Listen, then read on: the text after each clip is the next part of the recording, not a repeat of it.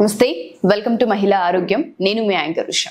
So ఆడవాళ్ళలో అప్పుడప్పుడు మనం చూస్తూ ఉంటుంటాం, పీరియడ్స్ వచ్చే ముందు కానివ్వండి, లేదంటే పీరియడ్స్ అయిపోయిన తర్వాత ఆ టైంలో ఉన్నప్పుడు చిరాగ్గా, ఫ్రస్ట్రేషన్, లేదంటే ఊరికే అలసిపోతూ ఉండడం, అరవడం మనం చూస్తూ ఉంటుంటాం. ఇలా మగవాళ్ళకు కూడా ఎవ్రీ మంత్లో ఒక 5 days ఈ విధంగా ఉండే అవకాశం ఉంటుందని చెప్తూ ఉంటుంటారు. సో దీనికి సంబంధించి దీన్ని మనం ఏ విధంగా చూడాలి, అసలు ఆడపిల్లలకి ఏ విధంగా అయితే పీరియడ్స్ అనే ఒక సమయం ఉంటూ ఉంటుందో మగవాళ్ళలో కూడా ఇలా ఉండే అవకాశం ఉంటూ ఉంటుందన్న వాటిపైన అవేర్నెస్ని అండ్ దాంతోపాటు పూర్తి ఎడ్యుకేషన్ని కల్పించడానికి మనతో పాటు గైనకాలజిస్ట్ డాక్టర్ సరళ గారు ఉన్నారు. ఆవిడ అడిగి తెలుసుకుందాం. నమస్తే సరళ గారు. హాయ్ ఉషా.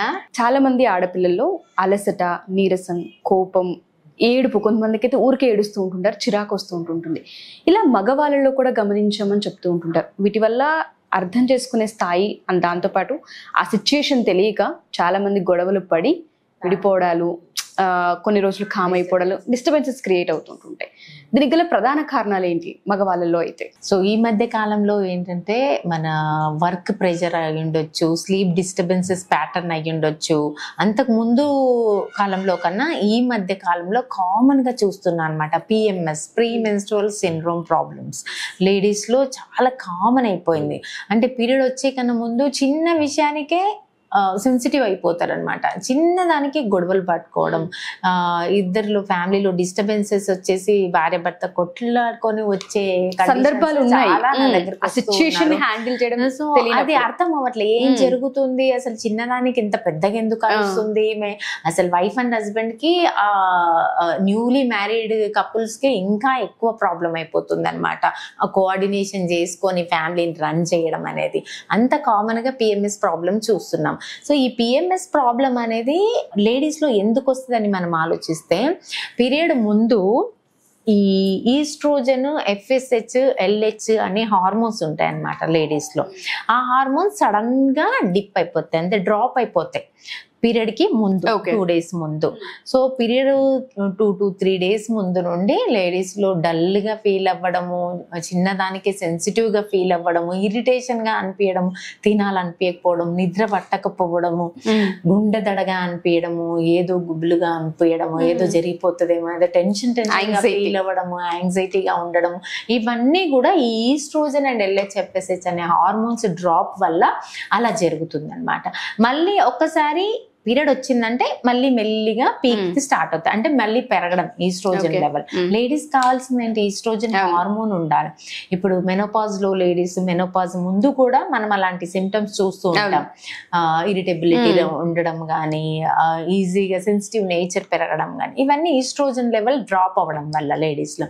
సేమ్ పీరియడ్ ముందుగా కూడా అలా జరుగుతుంది. బట్ కొందరు బాడీస్ అనేవి హోల్డ్ చేయగలుగుతున్నాయి, కొందరు బాడీస్ తట్టుకోలేక పిఎంఎస్ అనేది వచ్చేస్తుంది. అలానే జెంట్స్ లో కూడా, అంటే నెలకు ఒక 5 సార్లు అలా కాకుండా జెంట్స్ లో కొన్ని పీరియడ్స్ ఆఫ్ అటాక్స్ ఉంటాయి అన్నమాట. లేడీస్ లోగా పీరియాడికల్ గా ఉండదు, వాళ్ళలో ఎవ్రీ మంత్ 5 days ఇలా ఉండదు. టెస్టోస్టిరాన్ వాళ్ళకి జెంట్స్ లో ఉండే హార్మోన్, ఆ టెస్టోస్టిరాన్ హార్మోన్ డ్రాప్ అయినప్పుడు వాళ్ళలో కూడా సేమ్ ఇలాంటి సిమ్టమ్స్, డిప్రెషన్ లోకి వెళ్ళడము, సెన్సిటివ్ నేచర్ పెరిగిపోవడము, అగ్రెసివ్ నేచర్ పెరగడము, ఈజీగా కోపానికి రావడము, ఇవన్నీ కూడా టెస్టోస్టిరాన్ లెవెల్ డ్రాప్ అవ్వడం. వాళ్ళకి మనకి మంత్లీ కాకుండా ఎవ్రీ ఇయర్లీ చూసుకుంటే లేడీస్ లో మంత్లీ వన్స్ చూస్తే, జెంట్స్ లో 6 months అంటే 12 times కాకుండా 6 times 3 times అలా ఫ్రీక్వెన్సీ కొంచెం తక్కువ ఉంటుంది జెంట్స్ లో. బట్ వాళ్ళలో కూడా ఈ హార్మోనల్ ప్రాబ్లం అనేది వస్తుంటుంది. ఇదంతా కూడా ఈ హార్మోన్ డెఫిషియన్సీ, లేడీస్ లో ఈస్ట్రోజన్ తగ్గిపోవడము, జెంట్స్ లో టెస్టోస్టెరాన్ హార్మోన్ తగ్గడం వల్ల. దీనికి ఏంటంటే ఈ మధ్య కాలంలో ఇద్దరిలో కూడా చూస్తాం. ఈ ఇద్దరిలో ఒకేసారి వచ్చిందంటే ఇంకా ఆ ఫ్యామిలీ పరిస్థితి ఎలా ఉంటుంది. సో అది అర్థం చేసుకోవాలి, ఫ్యామిలీస్ అర్థం చేసుకోవాలి. దాన్ని తగ్గించుకోవడానికి మార్గాలు కూడా ఉంటాయి. కొంచెం లైఫ్ స్టైల్లో చేంజ్ రావాలి, స్లీప్ ప్యాటర్న్ డిస్టర్బ్ అవ్వద్దు.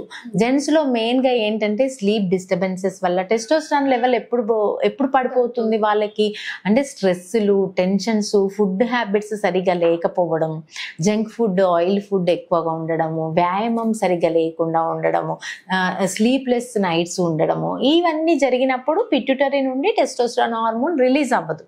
రిలీజ్ అవ్వనప్పుడు వాళ్ళకి ఈ సిమ్టమ్స్ చూస్తాం.